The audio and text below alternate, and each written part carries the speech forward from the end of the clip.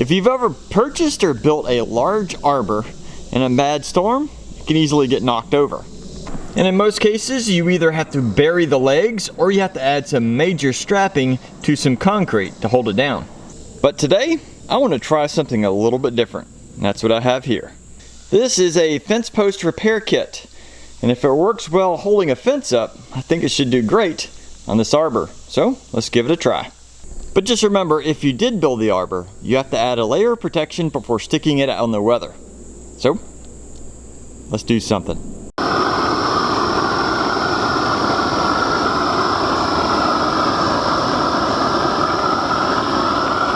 And after a little bit of burn time, it is charcoal black. With the arbor now in place, we're going to install these fence post repair kit. We're going to put them probably on the outside because the inside I think will take up too much room. And so we're going to move it something like that. We're going to have to hammer this down. Of course, keep in mind, if you burn anything like this, it's going to get black stuff everywhere.